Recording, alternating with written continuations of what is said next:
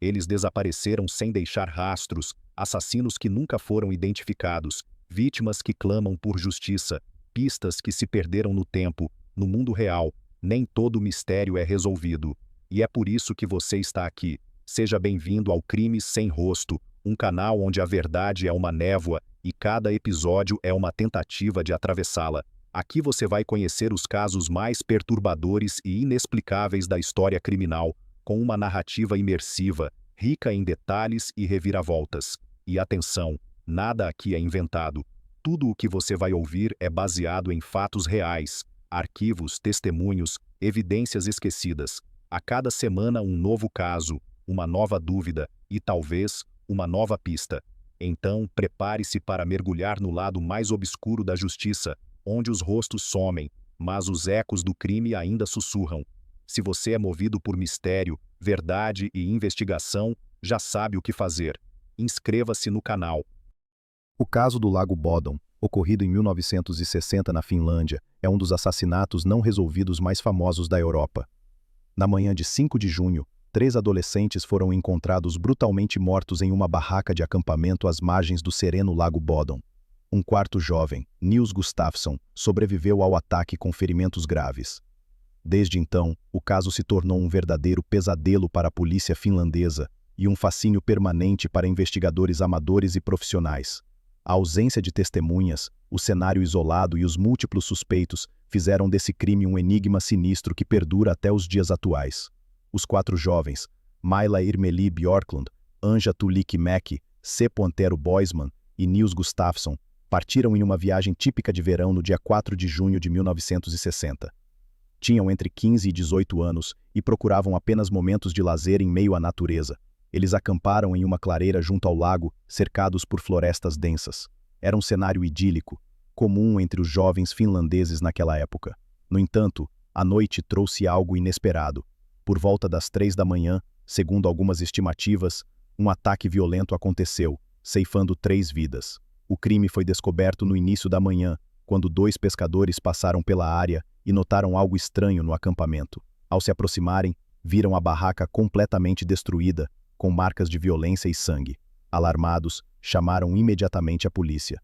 Ao chegarem, os oficiais encontraram os corpos de Maila, Anja e Seppo fora da barraca, com múltiplas perfurações causadas por uma faca e por um objeto contundente. Niels Gustafsson foi achado com graves ferimentos na cabeça e fraturas no rosto, mas vivo. Ele foi levado ao hospital e permaneceu inconsciente por horas.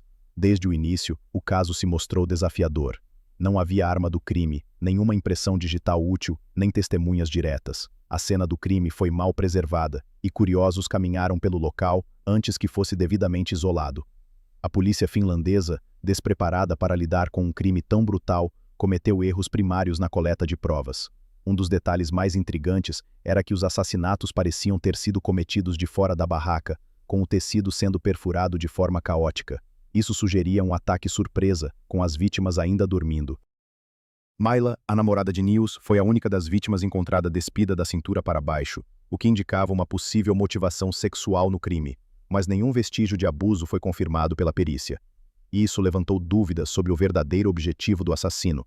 Teria sido um crime passional, um ataque de raiva ou algo mais sinistro. O fato de Niels ter sobrevivido, apesar dos ferimentos, imediatamente o colocou sob suspeita para alguns investigadores. No entanto, na época, ele foi tratado como vítima e liberado após o tratamento hospitalar. Sua memória, no entanto, era fragmentada. Ao longo das décadas, surgiram diversos suspeitos. Um dos primeiros foi um homem chamado Hans Assmann, que supostamente teria chegado a um hospital coberto de sangue no dia seguinte ao crime. Ele tinha ligação com a KGB e era conhecido por seu comportamento errático. Apesar da atenção recebida, a polícia nunca conseguiu provar seu envolvimento. Outro suspeito foi um andarilho local, conhecido por viver na floresta próxima ao lago. Ele teria sido visto vagando pela área com roupas sujas e comportamento agressivo, mas nada conclusivo o ligava ao crime. Em 2004, mais de 40 anos após o massacre, um novo capítulo foi escrito. As autoridades finlandesas prenderam Niels Gustafsson, o único sobrevivente da noite do crime, acusando-o formalmente de ser o assassino. Basearam-se em análises forenses modernas, reexaminando provas antigas com tecnologia de DNA. Segundo a acusação, os ferimentos de Niels eram consistentes com uma briga, não com um ataque de surpresa. A promotoria alegava que ele teria matado os amigos em um surto de ciúmes e fúria, possivelmente por causa de uma discussão com Myla naquela noite. O julgamento de Niels, ocorrido em 2005, dividiu a opinião pública. Muitos viam a acusação como absurda, considerando o longo tempo decorrido e a falta de provas materiais diretas. A defesa alegou que os ferimentos de Niels eram graves demais para terem sido auto-infligidos. Além disso, a barraca havia sido atacada de fora para dentro, o que contradizia a teoria de que ele teria cometido os assassinatos dentro do acampamento. Após semanas de audiência, o tribunal concluiu que não havia provas suficientes para condená-lo, e Niels foi absolvido de todas as acusações. Mesmo após sua absolvição, o julgamento reacendeu o interesse pelo caso. Programas de televisão, documentários e livros abordaram o mistério do Lago Bodom sob diferentes óticas.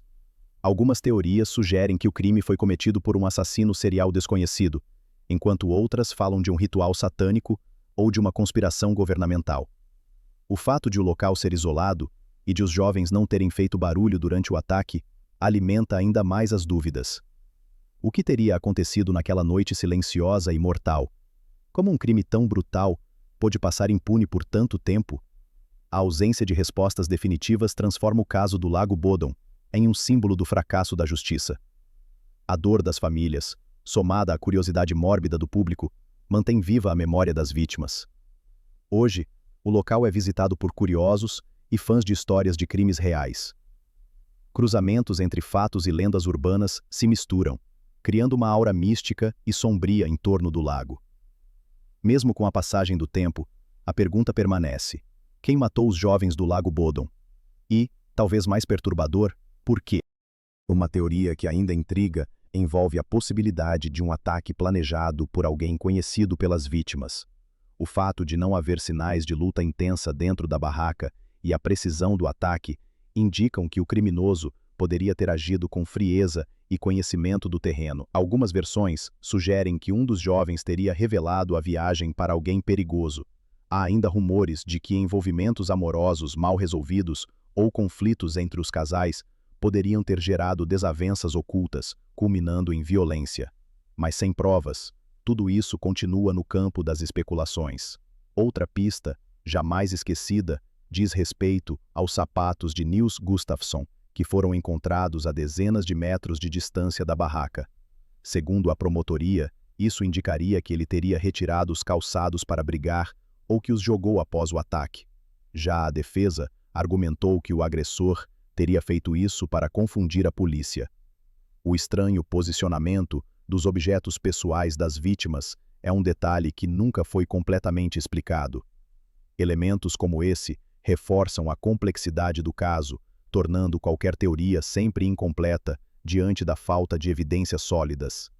Há também registros de ruídos escutados por moradores das redondezas naquela noite. Algumas testemunhas relataram sons abafados, gritos breves e passos correndo em meio à mata. No entanto, essas informações só vieram à tona dias depois, e a credibilidade delas é questionável.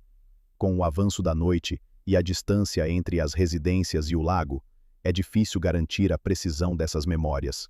Mesmo assim, são fragmentos que, se verdadeiros, podem indicar que o assassino fugiu a pé, aproveitando a escuridão e a densa vegetação ao redor do lago para desaparecer. Curiosamente, apesar de décadas de investigações, nenhuma arma do crime foi encontrada. A ausência de faca ou objeto contundente levantou suspeitas de que o assassino poderia ter levado tudo com ele, eliminando qualquer rastro. As buscas com mergulhadores no lago e com cães farejadores nos arredores não trouxeram resultados. Essa falta de evidências físicas foi uma das maiores dificuldades enfrentadas pelas autoridades. Sem arma, sem testemunhas e com provas danificadas, a possibilidade de um desfecho definitivo se torna cada vez mais remota à medida que os anos avançam. Com o tempo, o caso do Lago Bodom deixou de ser apenas uma investigação criminal e se transformou em parte da cultura popular finlandesa. Histórias de terror passaram a citar o crime e o local ganhou a fama de amaldiçoado. Curiosamente, uma banda de heavy metal finlandesa adotou o nome Children of Bodom como homenagem sombria às vítimas e à atmosfera macabra do evento. Suas músicas, com letras sombrias e pesadas, remetem à violência e ao mistério, Isso consolidou o caso como uma lenda moderna, ultrapassando os limites da crônica policial. Hoje, mais de 60 anos depois, o Lago Bodom permanece calmo, mas carrega cicatrizes invisíveis. Visitantes ainda depositam flores e acendem velas em memória dos jovens assassinados. Enquanto isso, os investigadores que dedicaram anos de suas vidas ao caso se aposentaram ou faleceram. Os arquivos continuam abertos, mas o frio do tempo congela qualquer esperança de novas revelações.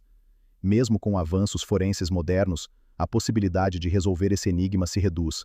O que resta é a memória, o espanto e o eterno silêncio de uma noite que jamais deveria ter acabado assim. Se você gostou do nosso conteúdo, nos ajude. Curta e compartilhe com os amigos. Ative o sininho para receber novidades e se inscreva em nosso canal.